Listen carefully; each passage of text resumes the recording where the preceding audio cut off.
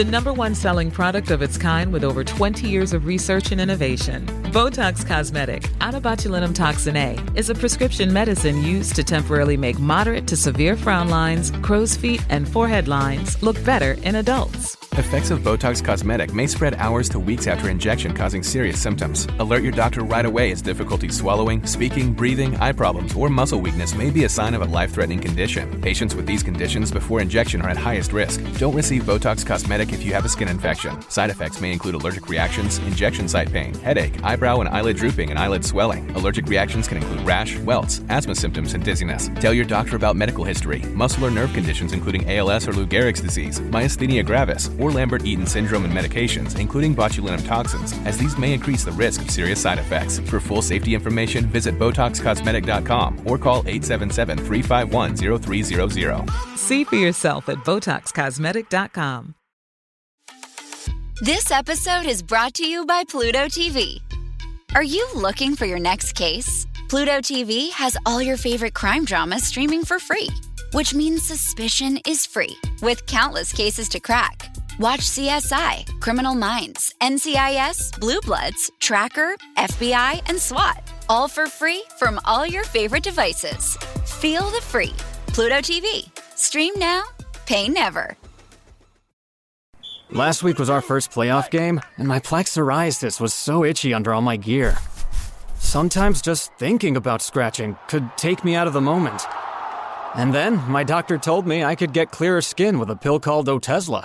Otezla apremilast is a prescription medicine used to treat adult patients with plaque psoriasis for whom phototherapy or systemic therapy is appropriate. Otezla can help you get clearer skin after just 4 months. Okay, ready for the next game. Talking to my doctor about a pill was a total game changer. Don't use Otezla if you're allergic to it. Get medical help right away if you have trouble breathing or swallowing, swelling of the face, lips, tongue, throat, or arms. Severe diarrhea, nausea or vomiting, depression, suicidal thoughts, or weight loss can happen. Tell your doctor if any of these occur and if you have a history of depression or suicidal thoughts. Live in the moment. Ask your doctor about Otezla. Call 1-844-4-OTEZLA or visit Otezla.com for prescribing info about cost, and more. EVO. This series contains adult language and depictions of graphic violence. Listener discretion is advised. It begins, as so many stories of the American West do, with the shimmer of gold in a riverbed and the hunger of men who would do anything to possess it. In 1848, California was a raw wound on the edge of the continent, barely American, not yet a state, and hardly governed. By 1850, when statehood was granted, the rush of humanity that had poured into San Francisco's chaotic streets, Yankee, Mexican, Chinese, Chilean, Irish, Black, and freebooters of every shade, brought with it not just ambition and energy, but lawlessness. The camps and towns that sprang up overnight were as quick to turn violent as they were to promise riches. California, for all its dream, had a nightmare right at its edges. Something had to be done. The new state had courts, but no proper prisons. Justice was swift and often fatal. Hangings were common, and for a time, that justice was administered from ships moored in the San Francisco Bay. Makeshift jails bobbing in the saltwater. It was clear that a permanent place was needed, a fortress to contain the ambitions of men who had torn loose from the moorings of civilization. In 1852, the site was chosen, Point San Quentin, a lonely finger of land jutting into the north end of the San Francisco Bay, windswept and remote. The land was hard-packed and scrubby, the shoreline gray with fog. It was close enough to the capital at the time, Vallejo, and distant enough from the temptations of San Francisco. The place was chosen not for beauty, but for containment. The first prisoners arrived that same year, 1852. Ironically, they came not to be housed, but to build. Shackled and sweating, they were offloaded from a prison ship and set to work laying the first stones of what would become San Quentin State Prison, under the watch of guards as new to the job as they were to the land. The prison was born, like the state itself, out of improvisation and necessity. No architect laid out its foundation with any philosophy in mind. No great social contract governed its design. It was to be a wall, and behind the wall, men who could not be trusted. Over the decades, San Quentin grew as California did, its cell blocks rising like strata in a cliffside, each layer telling a story of American ideals and American failures. The 19th century saw the place grow into a vast institution. Wooden barracks gave way to stone and iron. The prison became infamous for its cruelty, its silence, and its loneliness. Yet even in those early decades, reformers passed through its gates. Idealists who saw not only crime, but human beings behind the bars. By the dawn of the 20th century, San Quentin was already mythic. It had become the beating, terrible heart of California's criminal justice system. Its gates swung open to infamous names and forgotten souls alike. It housed the drifters of the Depression, the gangsters of Prohibition, the outlaws who robbed banks when banks robbed people. Inside, order came by baton and silence. Outside, the public watched with a strange fascination, drawn by the tension between punishment and redemption. In 1958, a 26-year-old man named Johnny Cash, still years away from fame, passed by San Quentin while serving in the Air Force. He would later return, not as a prisoner, but as a performer, singing before inmates in 1969. His raw voice, reverberating against concrete walls, echoed the reality of prison life to a world that rarely saw it clearly. That performance, recorded and released to national acclaim, became a turning point. It was as if, for a moment, the walls spoke back. San Quentin became more than just a prison. It became a symbol, a paradox in stone. On one hand, it was the site of California's death row, a cold corridor above the bay where men awaited executions that might never come. Between 1893, when a man named Jose Gabriel was hanged, until 2006, when Clarence Ray Allen was killed by lethal injection, 422 prisoners, including 4 women, met their fate at the hands of San Quentin's executioner. The methods included hanging, the gas chamber, and lethal injection. Some of America's most notorious criminals passed through those chambers, their names whispered like ghost stories. Richard Allen Davis, the followers of Charles Manson, Stanley Tookie Williams, who co-founded the Los Angeles Crips, and of course, the Night Stalker, Richard Ramirez, would call San Quentin's death row home from the day he was sentenced until the day he died.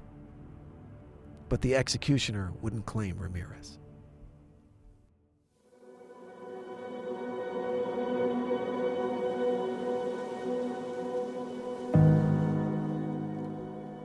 There are journeys that stretch across continents, shaped by the slow rhythms of tide and terrain.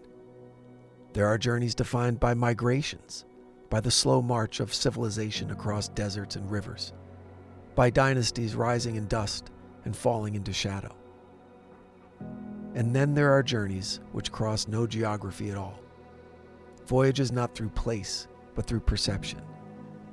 These are the journeys of the soul. The grandest of these was imagined by a man from Florence, a poet named Dante Alighieri, whose mind, born in a city of stone and silk, reached into the eternal. At his side was a woman named Beatrice, not merely his muse, not merely the symbol of a chaste, distant love, but the very embodiment of divine reason and celestial grace. They begin not on earth, but just beyond it, beyond the storms of mortality and the bitter winds of sin. This is the Paradiso, the final canticle of the Divine Comedy. And in the vision of Dante, it's not so much a place as a condition, a realm of ever-increasing light and love, shaped not by soil or fire, but by truth itself. When they first rise from the earth, it's through the orbit of the moon, the lowest of the celestial spheres, still tinged with human longing. Here dwell those who were faithful in vow, but whose vows were broken, not by their own will, but by the force of circumstance. Nuns taken from convents, brides forced into unwanted marriages, lives rewritten by others. And yet, in paradise, even this lowest sphere is joyous. In the lunar sphere, we begin to understand that paradise is not a reward for perfection, but the harmonizing of all human stories into a single sacred melody. Beatrice, radiant and composed, explains each sphere as they ascend. Her speech is precise, her gaze unblinking. She is no longer the Florentine girl of Dante's earthly life. She is wisdom transfigured. Her beauty dazzles, not in sensuality, but in its certainty, in the way light bends around her like revelation. They ascend next to Mercury, where ambition found its noblest form. Here dwell the just rulers and public servants whose lives were devoted to the common good. These are not the tyrants or conquerors of legend, but the governors who balanced power with restraint, who enacted laws not for glory, but for equity. In this sphere, Dante begins to grasp the subtle truth that even glory can be sanctified when yoked to justice. Next is Venus, the sphere of lovers, not the tormented souls he met in the inferno, blown on the winds of lust, but lovers whose affection was touched by divine charity. These are the spirits who turned their passions outward, transforming personal love into a reflection of cosmic love. Love, in its most exalted form, becomes a ladder to the eternal. Here, desire is not denied, but purified. Here, the heat of passion transforms into divine light. From the warmth of the love of Venus, they rise to the sun, the sphere of illumination. Here are the theologians and philosophers, the doctors of the church, the thinkers who reconciled reason with faith. The great circle of intellect welcomes Dante, Thomas Aquinas, Bonaventure, and others who form a wheel of knowledge turning in harmony around the divine. This is a place of agreement, where even once opposing thinkers embrace, united by their devotion to truth. Here, Dante sees that wisdom is not contrary to faith, it is the foundation of faith. They next ascend to Mars, fiery red, where the warriors of God reside, not crusaders of violence, but martyrs and defenders of truth. Their spirits form a glowing cross in the sky, a symbol of suffering transfigured into glory. Dante's own ancestor, Cacciaguida, appears here, a knight of Florence who died in battle for the faith. He speaks of the old city, when it was still noble, still unspoiled by faction and greed. This is not mere nostalgia. It's a lament for a world that has forgotten its virtues. From war to wisdom, they move to Jupiter, the sphere of righteous rulers. Here the souls align themselves into a luminous eagle, a symbol of divine justice. They spell out a phrase for Dante to read. Love justice, ye who judge the earth. These are the kings and emperors who governed with mercy, who saw their crowns not as power, but as responsibility. Here, even Trajan, a pagan, shines with grace, his soul lifted by the intercession of Christian love. This is the reconciliation of history itself, where virtue transcends creed and mercy outshines might. Above them further waits Saturn, somber and golden, the sphere of contemplatives. Here is no music, no pageantry, only silence. These are the souls who withdrew from the world, not in disdain, but in search of the eternal. Peter Damian, Benedict, and others whose lives were cloaked in solitude, who found God not in discourse, but in stillness. The ascent here becomes more austere. Dante must shed all distractions, for the ladder rises into the immeasurable light. The silence breaks as they enter the fixed stars. Here, the firmament of heaven sings. Dante undergoes a final examination in the virtues: faith, hope, and love. St. Peter, St. James, and St. John descend to test him, not with doctrine, but with understanding. And he passes not by recitation, but by the clarity of his soul. Beatrice, watching him, beams like the morning star. Her role is nearly complete. She has led Dante to the very edge of comprehension. They ascend to the prime mover, the outermost sphere where time is born.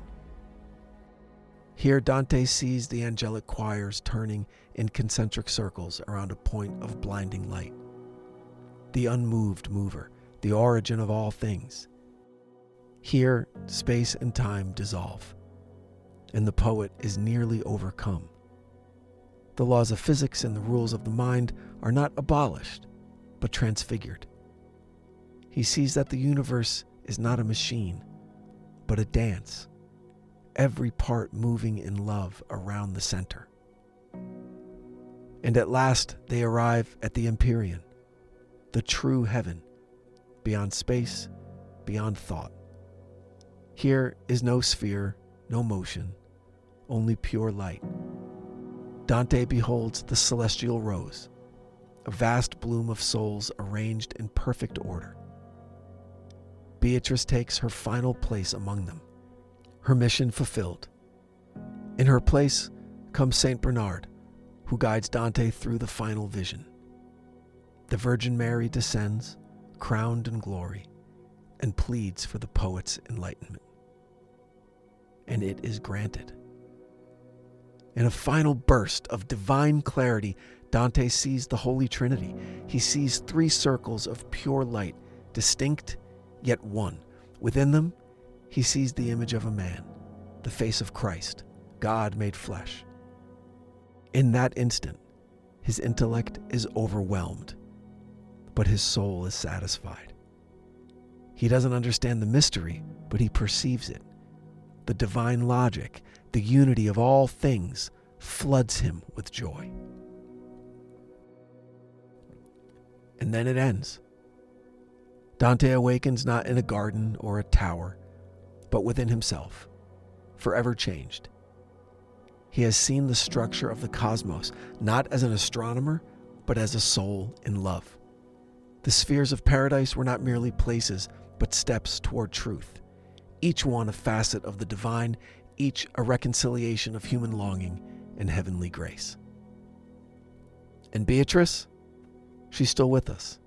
In every act of kindness, every word of truth, every glimpse of beauty that draws us beyond ourselves. She is the guide not only of Dante, but of all who dare to dream that love is not merely an emotion, but the substance of heaven itself.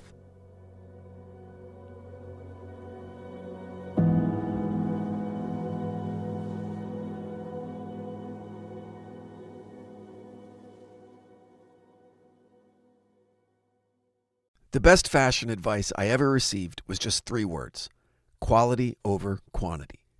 Don't stuff your closet full of things that will either be out of style or falling apart in a year. Pick classic styles that are well made. Now back then that meant one thing: expensive. But not anymore, because now we have Quince. High-end, versatile, luxury essentials that I can afford. And I mean prices that are 50 to 80% less than what you'd pay for similar brands. Quince is able to make this happen for us by partnering directly with top factories and cutting out the middleman. I've been traveling a ton this year, and my full-zip cashmere cardigan is my go-to for comfort on the plane and classic style in my meetings. And speaking of classic style, their black leather moto jacket is simply the epitome of enduring coolness. And man, did they get it right. Indulge in affordable luxury. Go to quince.com/devilwithin for free shipping on your order and 365-day returns. That's QUINCE.com/devilwithin to get free shipping and 365-day returns. Quince.com/devilwithin. This episode is brought to you by Progressive Insurance. Do you ever find yourself playing the budgeting game? Well, with the Name Your Price tool from Progressive, you can find options that fit your budget and potentially lower your bills. Try it at Progressive.com. Progressive Casualty Insurance Company and Affiliates. Price and coverage match limited by state law. Not available in all states. So good, so good, so good. New markdowns up to 70% off are at Nordstrom Rack stores now. Fresh kicks, spring tops, new dresses. There's always a score. I mean, the denim section is unreal. Why do I rack? All the dresses. I always find something amazing. Head to your Nordstrom Rack store to find can't-miss deals on all the spring things. Great brands, great prices. That's why you rack. So Dante had Beatrice. Richard Ramirez had Doreen. In 1996, nearly a decade after being sentenced to death, Richard Ramirez was married in San Quentin State Prison to a woman named Doreen Leoy. Their unusual and controversial marriage became a symbolic final chapter in the chilling saga of one of America's most notorious serial killers. Ramirez, as we now know, was convicted of 13 murders, 5 attempted murders, 11 sexual assaults, and 14 burglaries. His crimes, characterized by satanic rituals and indiscriminate brutality, left a trail of terror across the state. After his arrest, Ramirez became a media sensation, offering bizarre statements, raising his fist in a satanic salute, and smirking at cameras during his trial. His face became synonymous with evil in the public eye, and many believed he was beyond redemption. However, while Ramirez's reputation for violence and depravity was well established, the phenomenon of his prison marriage was a complex and shocking development that defied the usual narrative of a convicted killer's fate. It highlighted the strange dynamics of prisoner-fan relationships and hybristophilia that have emerged in several other high-profile criminal cases. So Doreen Leoy was a Los Angeles magazine editor, and she'd been corresponding with Ramirez for several years before their eventual marriage. She had first become enamored with him after reading about his crimes, and was captivated by what she perceived as his vulnerability and his simmering intensity. Over the course of their letters, she became increasingly devoted to him. Leoy was 26 years younger than him, and despite knowing his crimes, she maintained a passionate connection, driven by what many saw as an obsession. The two exchanged letters for 7 years before eventually meeting in person.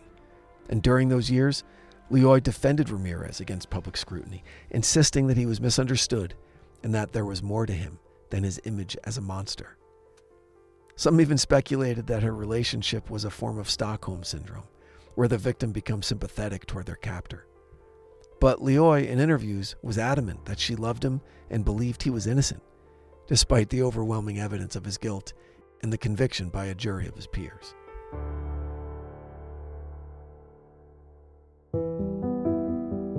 They married in San Quentin on October 3rd, 1996, with the ceremony being a modest and private affair. The media frenzy surrounding the event, however, was anything but private. It seemed almost absurd to many that a woman would marry someone who had so ruthlessly taken the lives of innocent people. The marriage stirred anger among the families of the victims, who saw it as an affront to the memories of their loved ones.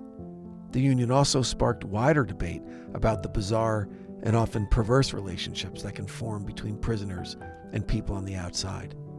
Relationships that are sometimes driven by fame, obsession, or a distorted view of love. For Ramirez, the marriage was both a reflection of his ongoing notoriety and a manifestation of the strange human need for connection, even in the darkest circumstances. It also highlighted the inmate celebrity culture that had formed around him. While he was confined behind bars, his infamy had earned him admirers, many of whom sought contact with him during his years on death row. The marriage itself was short-lived. In 2009, after more than a decade together, Leoy and Ramirez quietly separated. Leoy claimed that she continued to support Ramirez emotionally and financially during their time together, but the strain of his ongoing incarceration and the weight of public backlash eventually took its toll. The marriage to Doreen Leoy remains one of the more surreal aspects of Ramirez's life and legacy. It exemplifies the complexity of human relationships, even in the most extreme circumstances, and serves as a stark reminder of the fascination that certain criminals can hold over the public imagination. For many, the marriage was yet another layer of intrigue in a life defined by darkness, a final, unsettling chapter in the story of a man who had already become a symbol of terror.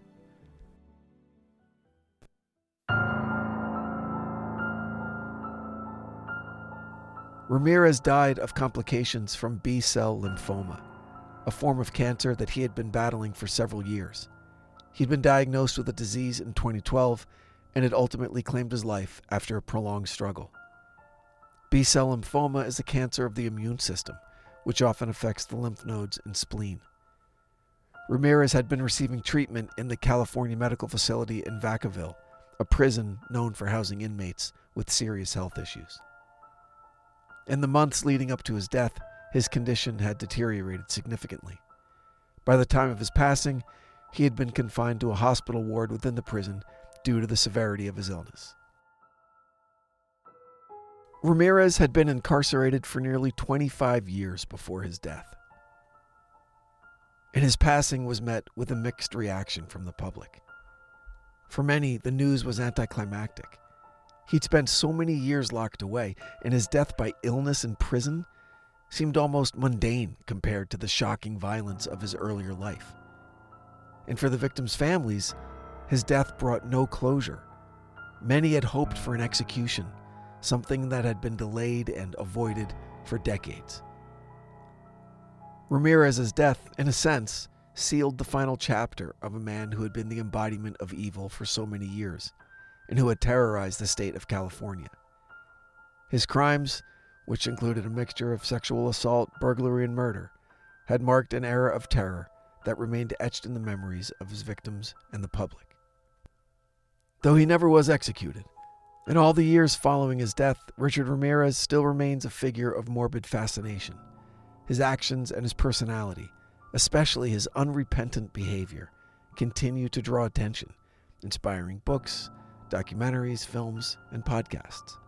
His legacy as one of the most notorious serial killers in history is still remembered in chilling detail, even though he's long gone.